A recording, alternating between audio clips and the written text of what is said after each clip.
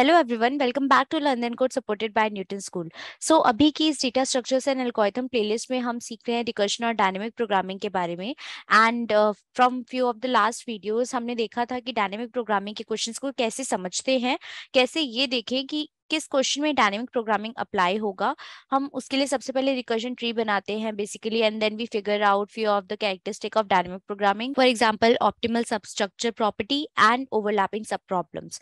सो जब ये सारी चीजें हमारी फिगर आउट हो जाती हैं, then we finally decide that okay, इसका सॉल्यूशन डायनेमिक प्रोग्रामिंग से हो सकता है। एंड डायनेमिक प्रोग्रामिंग काफी सिंपल है इम्प्लीमेंट करना। अगर आपको समझ आ जाए कि कौन कौन सी जो प्रॉब्लम्स है वो ओवरलैप कर रही है, and how we can like basically store it in a array and how we can reuse those solutions. So आज की इस प्रॉब्लम में हम अगेन एक डायनेमिक प्रोग्रामिंग का एक स्टैंडर्ड क्वेश्चन उठाने वाले हैं, which is known as longest common subsequence. So उसे समझने के लिए it's very important that you know the basic difference between subsequences and substrings. So substrings का मतलब होता है that it should be continuous and order. Continuous अगर होगा तो basically ordered होगा ही वो in nature. So continuous होने का मतलब है, let's say if ABCD is your given string, then AB can be your substring, BC can be your substring, ABC can be your substring, but AC cannot be your substring because it is not continuous. But in case of subsequences, it has to be ordered, but not necessarily needs to be continuous in nature. So if ABCD is your string, then AC can be your substring, AD can be your substring, but DA cannot be, because DA का जो order है that is different from what is given to our input string. So in this particular question of longest common subsequence, आपको दो input strings given होंगी which can be of same or different size, and you have to calculate the longest common subsequence between the given two strings, which basically means कि आपको एक ऐसा subsequence बताना है जो दोनों हमारी input strings का subsequence हो and longest हो. So let's see हम इसके ऊपर dynamic programming कैसे implement कर सकते हैं. So इस क्वेश्चन को समझने के लिए let's take an input. Let's say हमें दो strings given है A and B. The first string is A, B, C, D, E, and the second string is F, A, C, B, D. Okay, so अभी के लिए मैंने same size लिया है, but it can be different as well, and solution basically दोनों का same होगा. सो अभी हम मैन्युअली देखते हैं कि इसका लॉन्गेस्ट कॉमन सबसीक्वेंस कैसे हो सकता था यूजिंग ब्रूट फोर्स अप्रोच. सो हम क्या करते, हम चेक करते लाइन वाइज कि एक स्ट्रिंग के एलिमेंट्स दूसरी स्ट्रिंग के एलिमेंट से कब मैच हो रहे हैं. So let's take second string, and हम सेकंड स्ट्रिंग के एलिमेंट्स को फर्स्ट स्ट्रिंग से मैच करेंगे. So F is not there, A is there, C is there. So अभी हमारा सबसीक्वेंस चल रहा है A and C, and let's see कि बी को हम अपनी सबसीक्वेंस में काउंट कर सकते हैं या नहीं कर सकते. So as you can see B match तो हो रहा है दोनों स्ट्रिंग्स के अंदर, बट अगर हमने बी को अपने कॉमन सबसीक्वेंस में काउंट किया, देन इट विल से कि हमारी फर्स्ट स्ट्रिंग के अंदर भी ए सी भी एक सबसीक्वेंस है, which is not the case because A, B, C should be the order of your alphabets. So we cannot count B if we are taking C in our common subsequence. So either you can take C or B. Let's say we are considering C right now. So B is not in the common subsequence and D is there. So we can take D. So A, C, D is one of your common subsequence, and A, B, D is also common. दोनों का जो length है that is 3. So longest common subsequence हमारा इन दोनों में से कुछ भी हो सकता है. सो ये तो हो गया आपका ब्रूट फोर्स अप्रोच. आपने क्या किया, आपने एक स्ट्रिंग के सारे सबसीक्वेंस पहले कैलकुलेट करे, एंड उसके बाद चेक किया क्या वो सबसीक्वेंस हमारी फर्स्ट स्ट्रिंग का भी सबसीक्वेंस है या नहीं है. Right, so that is a very brute force approach. But of course इसका जो टाइम कॉम्प्लेक्सिटी होगा वो बहुत ज्यादा होगा, क्योंकि अगर आपको एक स्ट्रिंग के सबसीक्वेंसेस निकालने हैं, then the solution is exponential in nature, and उसके बाद आपको स्ट्रिंग मैचिंग भी करनी है. राइट, जब आपके पास सारे सबसीक्वेंसेस आ जाएंगे एक स्ट्रिंग के, then you have to match दो subsequences with the first string as well. So let's think more on how we can optimize the solution. So इस क्वेश्चन को हम ब्रेक डाउन करने का ट्राई करते हैं. Let's say आपकी एक इनपुट स्ट्रिंग है A and the other input string is B, and ये हमारा स्टार्ट हो रहा है ऐसे. The size of first string is N and the second string is M. This is your size. Now let's say अब अगर मैं आपको बोलूं कि ये जो लास्ट अल्फाबेट्स है ना दोनों स्ट्रिंग्स में, ये दोनों सेम है, तो अब बताओ कि हमारा लॉन्गेस्ट कॉमन सबसीक्वेंस क्या हो सकता है. देन यू विल से कि अच्छा यार ठीक है, अगर मुझे longest common subsequence of A from 0 to N-1 पता चल जाए with B of 0 to m minus 1, then I can simply calculate the longest common subsequence because वो +1 होगा क्योंकि दोनों के लास्ट कैरेक्टर सेम है. That means this character can be counted in the longest common subsequence and जो size होगा वो हमारा +1 हो जाएगा. राइट. सो देखो आपने यहाँ पे इसे रिकर्सिवली ब्रेक डाउन कर दिया. अगर आपको इस सब प्रॉब्लम का आंसर मिल जाए then you can solve your bigger problem. So इसी तरीके से अब हम इसे रिकर्सिव सॉल्यूशन बनाने का ट्राई करेंगे and then we will move forward to memorization and dynamic programming. So आपने ये चीज तो फिगर आउट कर ली that if a of n is equal to b of m, then your answer is LCS of a of 0 n minus 1 b of 0 m minus 1 plus 1, right? But if these are not equal, तब हमारा answer क्या होगा? तब देखो क्या हो सकता है. इट इज पॉसिबल दैट ये जो बी ऑफ एम है जो आपका लास्ट कैरेक्टर है वो मे बी इसके लास्ट सेकंड कैरेक्टर से मैच हो रहा हो. And similarly it is possible that A of N जो है वो हमारा बी के लास्ट सेकंड कैरेक्टर से मैच हो रहा हो. राइट. एंड द आंसर जो हमारा फाइनल लॉन्गेस्ट कॉमन सबसीक्वेंस है it can be achieved using any of the longest common subsequence जो हमें इन स्ट्रिंग से मिलेगा. सो हम क्या बोलेंगे कि यार अगर ये दोनों इक्वल नहीं है ना तो हमें दो पार्ट्स में से चूज करना पड़ेगा what is giving us optimal solution. So we will say कि यार मैक्सिमम ऑफ LCS ऑफ A 0 n minus 1 B 0 m and LCS of A 0 n B 0 m minus 1. इनमें से जो भी हमारा मैक्सिमम आंसर होगा ना that will give us the optimal solution. So this is what your recursive solution will look like. Let's take an example. Let's say कि आपकी input string है दिस. छोटा सा एक एग्जांपल लेते हैं and B is XCM. Now चलो ठीक है, जो टेक्निक अभी हमने देखी उसी को अप्लाई करने का ट्राई करते हैं. You will first check last character. So you will say कि last character तो हमारा same है, so m will definitely come in the longest common subsequence and the size of your longest common subsequence is 1 right now. Then you will check c और x same है या नहीं है, right? क्योंकि हमने यहाँ पे बोला था if both are same then we are going to check n minus 1 m minus 1 वाला जो substrings होंगी. So you are going to say कि यार ये check करते हैं कि हमारे equal है या नहीं है. Then you will say c is not equal to x. So हमारे पास यहाँ पे दो ऑप्शंस हैं. We will go either one of these paths. So we will going to first calculate LCS of AX, X और LCS of A, XC. Right. एक में हमने x को रिमूव किया है, एक में हमने c को रिमूव किया है एंड इन दोनों का जो भी हमारा मैक्सिमम आंसर होगा that will give us the answer कि AX and XC का longest common subsequence क्या था. and once we have figured out that we know the answer कि m तो दोनों में common है ही, so it is going to be +1 of the maxima, right? so अब इसके बाद हम calculate करते हैं. अब ये हमारी सेम प्रॉब्लम बन गई जस्ट दैट जो इनपुट स्ट्रिंग था दैट आर डिफरेंट. सो इसमें भी हम सेम चीज अप्लाई करने वाले हैं. First we are going to check the last character. So इसमें हमारा लास्ट कैरेक्टर सेम है. So we are going to say कि यार इस सब प्रॉब्लम के लिए x तो हमारा कॉमन में आएगा ही and then we are going to say कि यार x अगर हमारा कॉमन में आ गया तो उसके बाद यहाँ पे कोई और एलिमेंट बचा नहीं है चेक करने के लिए. So x is the maximum that we can achieve from this side. अगर अब हम यहाँ पे देखें तो C और A हमारा सेम नहीं है तो we have two options again. Either we will go A and X का चेक करेंगे या फिर यहाँ पे जो हमारी स्ट्रिंग है वो खत्म हो जाएगी so it will be null and XC. So in both the cases we are getting an empty string. So इन दोनों में से अगर हम देखें so X is the maximum that we can achieve. So यहाँ से जब हमारा X रिटर्न होगा then we are going to club the solution together and we are going to say कि यार पहले से मेरे पास M था एंड X मैंने यहाँ से अचीव करा with the size of 2 and manually भी अगर हम इसे चेक करें तो XM is the maximum you can achieve.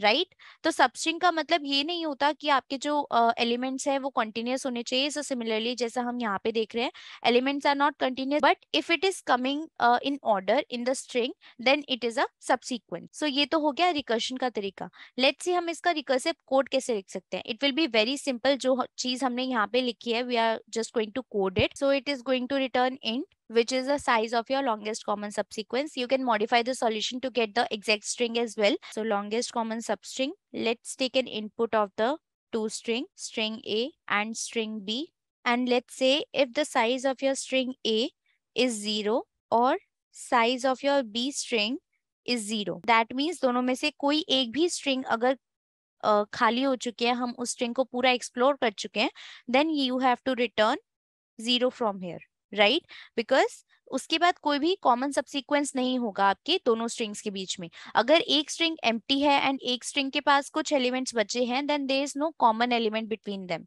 So you have to return 0.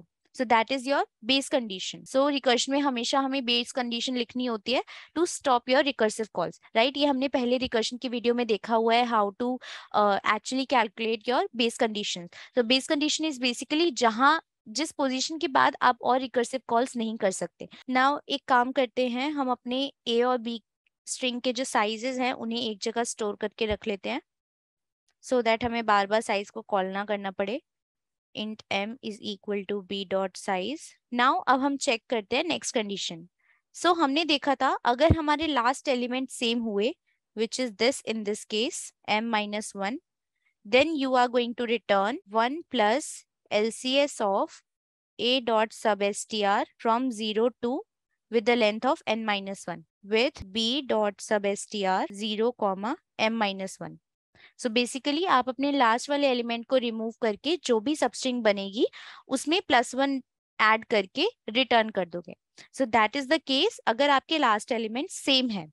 Else what you are going to say, you have to return maxima of two things. जो हमने यहाँ पे चेक किया था, मैक्सिमा ऑफ टू थिंग्स. आप दोनों strings में से एक एक एलिमेंट रिमूव करोगे and you will get the final result. So इसमें आप क्या बोलने वाले हो, maxima of LCS a dot sub str of 0 n minus 1 comma b dot sub str 0 comma m.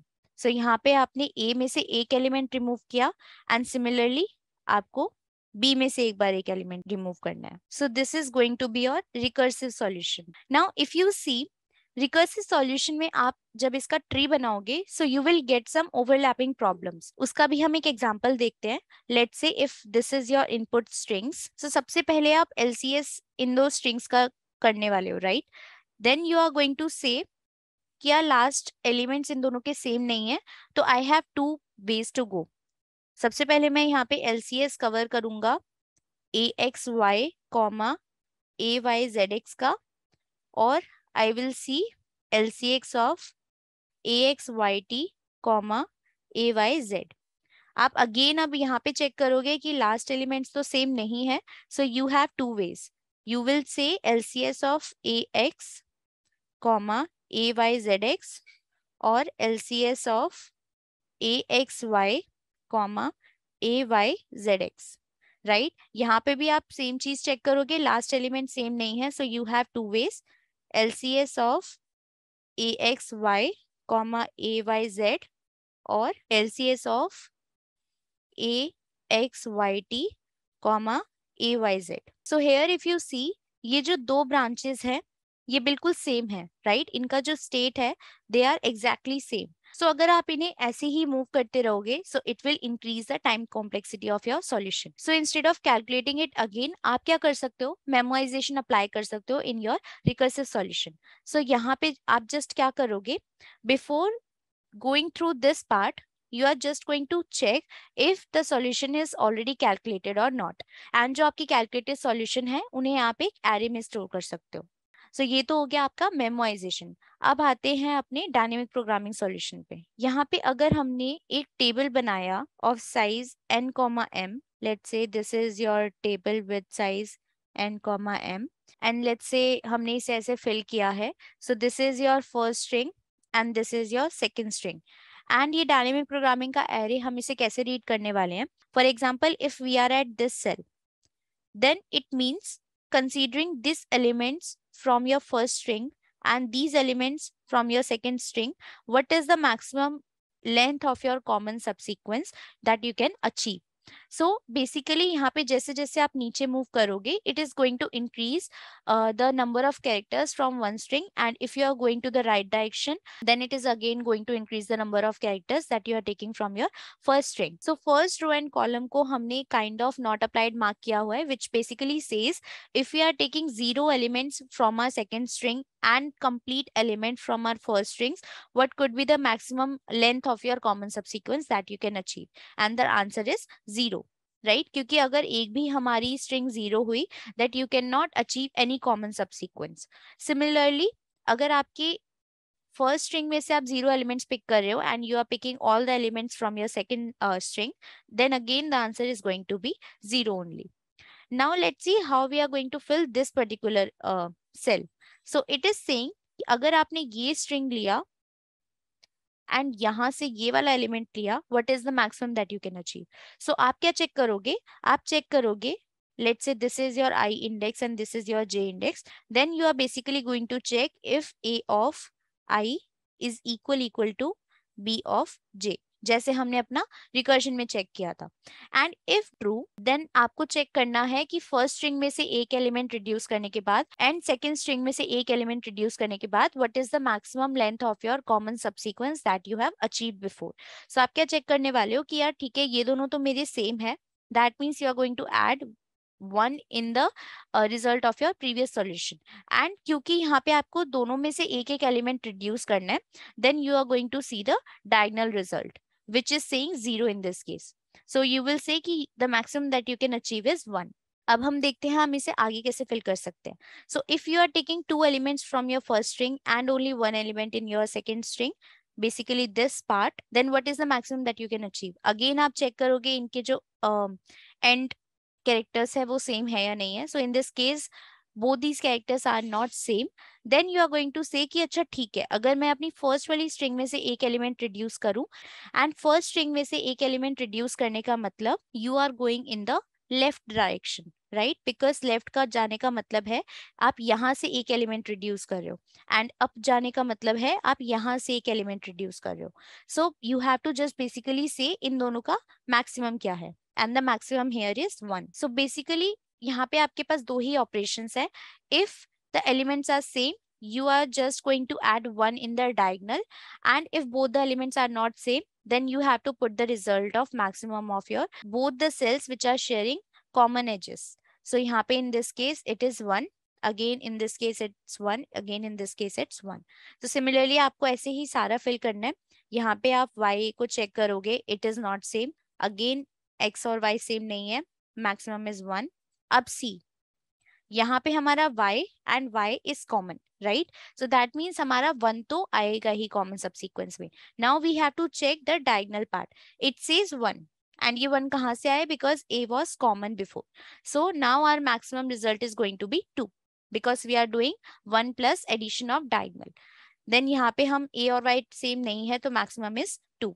Then a और z को सेम, then a और z को हम मैच करेंगे, it is not same, so the maximum of these two cells is 1. Then a और x is not same, so maximum is 1. Then x और z are not same, so the maximum is 1. Then z and y are not same, so the maximum is 2. Then z and t are not same, so maximum is 2. So now this last cell says if we consider all the elements from our first string and all the elements from our second string, this is the maximum length of your common subsequence that you can achieve. So that's how you can get your final answer. And if you even see manually, the first string was AXYT and the second string was AYZ. So maximum that you can achieve is AY, right? Which is of 2 size. And again आप same तरीका use कर सकते हो actual string calculate करने के लिए भी. So basically आपको क्या करना होगा उस केस में, आपको एक और मैट्रिक्स बनानी होगी. सो हम देखते हैं इसे कैसे हमने फिल किया था. सो हमने सबसे पहले ए को चेक किया, दीज वर इक्वल, सो हम यहाँ पे डायगोनल एरो लगा देंगे एंड यहाँ पे 1 आ जाएगा. ए एंड एक्स सेम नहीं थे but we will check the maximum. So we will say ये मैक्सिमम हमारा लेफ्ट हैंड साइड से आ रहा है एंड वी विल से 1. अगेन यहाँ पे लेफ्ट हैंड साइड होगा 1 एंड लेफ्ट हैंड साइड होगा 1. देन यहाँ पे हम चेक करेंगे, इट विल से अपवर्ड 1. यहाँ पे हम चेक करेंगे अपवर्ड 1. यहाँ पे हम चेक करेंगे, it will say diagonal and 2 and then it will say left and 2.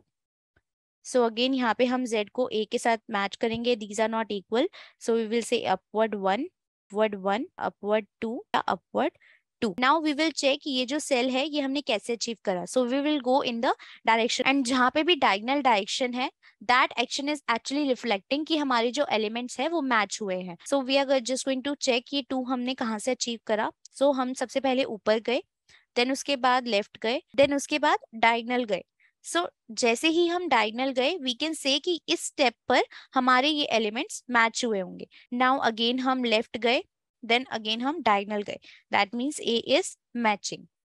So AY we have achieved as a common subsequence. So that's it for today's tutorial. आज के tutorial में हमने देखा कैसे हम longest common subsequence problem को solve कर सकते हैं using recursion, memoization and dynamic programming. And हमने सीखा कैसे हम actual longest common subsequence evaluate कर सकते हैं, not just the length of your longest common subsequence. So thank you for watching this video till the end, and keep practicing DSA because DSA is very important if you want to crack some interviews from good companies like Google, Microsoft, Amazon, and many other big MNCs.